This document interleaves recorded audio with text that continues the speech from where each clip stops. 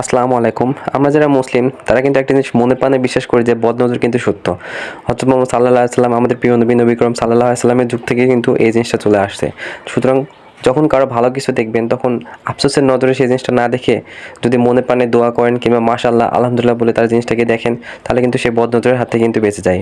এই বদনজরটা যে আপনি যাকে দেখছেন তার লাগবে শুধু তা না, আপনার ক্ষেত্রে কিন্তু এই জিনিসটা হতে পারে। সুতরাং এই জিনিসটা কিন্তু আসলে সত্য। আর এই জিনিসটা থেকে আল্লাহ তাআলা আমাদেরকে সবাইকে রক্ষা করার তৌফিক দান করুন।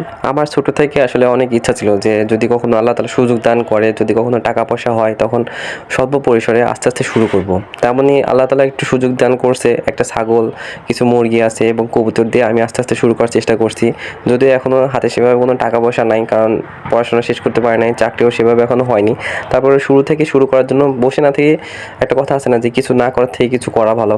তার জন্যে গ্রামে থাকি, যখন গ্রামে আসি শহর থেকে পর্যন্ত পড়াশোনা করি, রাজশাহী থেকে যখন গ্রামে আসি তখন চেষ্টা করি যে যতটুকু সময় পাই বাড়ির আশেপাশে যেসব জায়গাগুলো আছে, কৃষিকাজ থেকে শুরু করে খাবার দাবার, ছাগলের খাবার, গরুর খাবার, এগুলো নিজে থেকে কিছু করার চেষ্টা করি।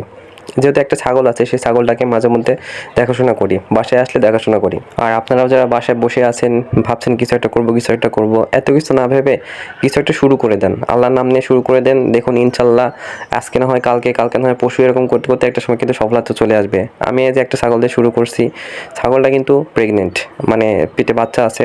হয়তো 2-3 থেকে 3 মাস কিংবা 4 মাস পরে হয়তো বাচ্চা দিবে। আমি জানি না আসলে ছাগল কতদিন পরে বাচ্চা দেয়, হয়তো 5 থেকে 6 মাস সময় লাগে, যদিও মানে সঠিক জানা নাই।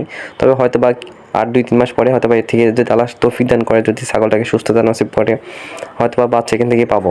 আমরা যারা গ্রামে বসবাস করি তাদের বাসাতে কিন্তু 1-2টা করে হাঁস মুরগি কিংবা গরু ছাগল কিন্তু থাকেই। এটা কিন্তু মোস্ট অফ, মানে খুব বেশি সংখ্যক পরিবারে কিন্তু এরকম দেখা যায় যে কারো বাড়িতে 2-3টা করে ছাগল থাকে, কারো বাড়িতে 1-2টা করে গরু থাকে, এটা কিন্তু থাকেই।